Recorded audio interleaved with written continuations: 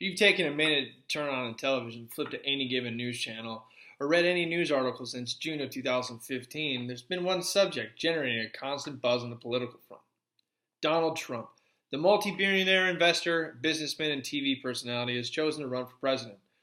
For those of you who've seen the show Celebrity Apprentice, you already know that Donald Trump has a way of offending nearly anyone through his harsh, spiteful, and sometimes downright hateful remarks. So it should come as no surprise that through his candidacy, Trump has managed to say some hateful, racist things about immigrants as well as made some complete asinine remarks. Though he remains the top candidate for the Republican Party, Trump's actions and particular choice of hateful words has gained him some negative attention. On December 8th of 2015, an online petition was filed to ban Trump from the United Kingdom, and a debate on the results of this petition in Parliament on January 18th, 2016 was to follow. I personally feel as though the United Kingdom should not ban Trump for more than one reason. First and foremost, one of the most valued rights we as citizens of the United States of America hold so dear is the First Amendment right, freedom of speech. A report by the WashingtonTimes.com states that half the U.S. voters would be embarrassed to have Donald Trump as president. This is most likely contributed to the fact that Trump has used the leeway the First Amendment right gives to express his personal feelings and beliefs pertaining to the issues that he sees affecting the United States. You might be thinking, wait a minute, Jonathan, we're discussing Donald being banned in the UK, not here in the United States. You couldn't be more right, that is what we're discussing. But did you know in the United Kingdom there's a document called the Magna Carta? This document was originally issued by King John of England in the year 1215. Inside this famous document, freedom of speech is established as a fundamental right. The people who decided to petition the ban of Donald Trump from the UK have utilized a section of the Magna Carta which states, publishing material or making comments that are specifically designed to incite racial hatred can be deemed to be a hate crime. His comments were made not in a direct manner in which to incite the advancement of racist movement in the United States. They were poorly chosen words addressing something he saw as an issue. Secondly, the comments were made on American soil, not the United Kingdom's. Therefore, the part of the Magna Carta that states anyone who is found committing this offense can be charged in a criminal court does not apply. So why ban him prior to him saying something completely moronic on their soil?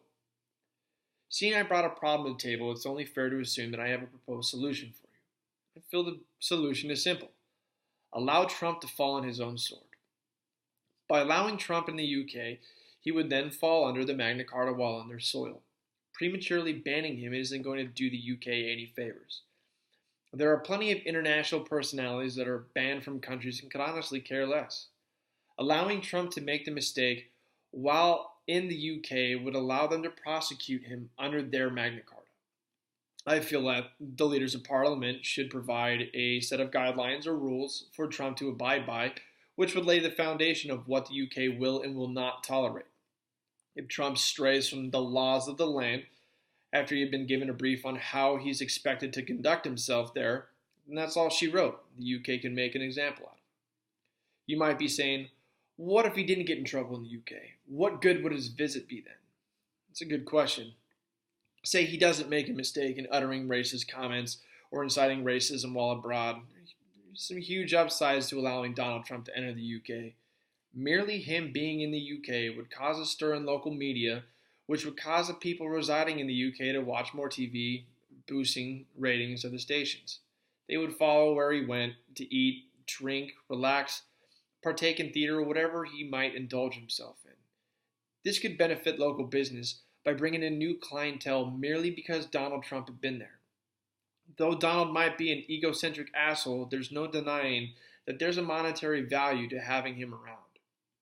In conclusion, I feel that prematurely banning an individual from a place for acts he hasn't committed yet in said place would be like a police officer arresting a person for drinking and driving when the individual had just made plans to go to the bar that night. People are so fast to jump on a bandwagon supporting a cause in which they haven't properly researched. I feel that it is hypocritical to judge primarily on what an individual says on national television when there are individuals who think the same exact thing but do not utilize their freedom of speech to express it. I'm not condoning his behavior. However, I don't feel that banning him from a country is the just way to handle the situation. Look at Justin Bieber. He's a little asshole who's actually committed several offenses and caused situations, yet he's still here. Some food for thought. Enjoy the rest of your weekend.